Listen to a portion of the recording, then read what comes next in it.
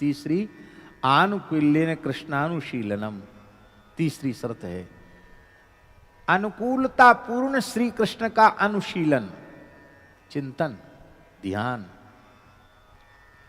प्रतिकूल चिंतन को भक्ति नहीं कहा जा सकता। रावण श्रीमद् वाल्मीकि रामायण के अनुसार रावण सीता हरण में सहायता लेने की दृष्टि से अपने मामा मारीच के पास गया और उसने कहा कि तुम मृग बनो और मैं सीता का हरण करना चाहता हूं। मेरी बहन सूर्पनखा के नाक कान उसने काटे, हम उसका बदला लेंगे।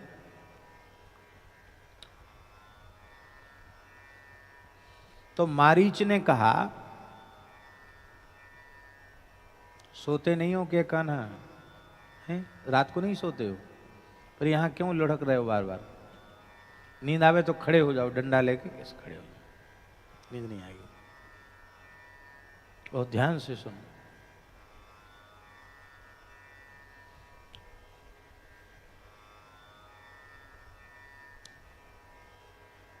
तो उसने कहा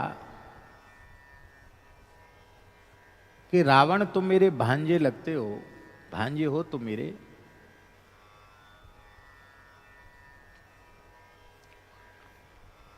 रावण की माता कैकसी का खास भाई था मारीच।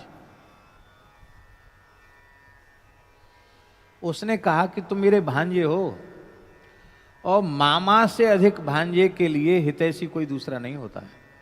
मैं तुम्हारा हितैषी हूं। कौन तुम्हारा गुप्त शत्रु है जिसने तुम्हारे मन में यह बात घुसा दी है कि तुम उनसे विरोध करो? मेरी हालत देख रहे हो, मैं जटाजूट धारण करके तपस्वी की तरह यहां एकांत में पड़ा हुआ हूं। क्यों? बोले मेरी हालत ये हो गई है, बिना फर का बाण राम जी ने मुझे मारा था व्याघ्र सर में, बक्सर में, तो 100 योजन दूर पर मैं गिरा, तब से यहां पड़ा हूं। अब मेरी हालत ये हो गई है कि जिन शब्दों, जिन संज्ञाओं में, जिन शब्दों में रकार का प्रयोग है वो शब्द मैं सुन नहीं पाता हूं। रा अक्षर सुनते ही मुझे राम जी दिखते हैं। बताओ, ऐसा चिंतन तो हम लोगों का नहीं है कि रा सुनते ही राम जी दिखें, का सुनते ही कृष्ण जी दिखें, तो हम लोगों का चिंतन नहीं है। वो कहता है रकारादीनि नामानि, रकार आदि में है ऐसे नामों को सुन करके मुझे राम जी दिखाई पड़ते हैं। पत्रे पत्रे तु पश्यामि चीर कृष्णा जिनाम्बरम, मैं पत्ते पत्ते में जटा मुकुट धारण करने वाले राम जी को देख रहा हूं। सर्वत्र मुझे राम जी दिखाई पड़ रहे हैं।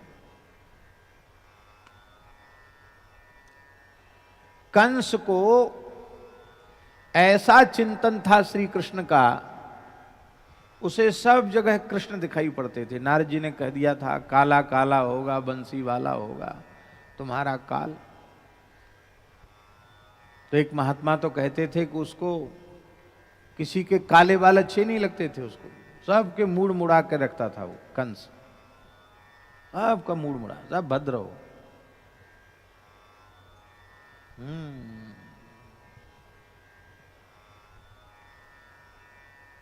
बिना छोंक लगी दाल खाता था वो, क्योंकि जीरा काला हो जाता है छोंक में, देखते ही काला काला, कृष्ण आया कृष्ण आया, चिल्लाने लग जाता, नाचने लग जाता था वहीं डर के मारे।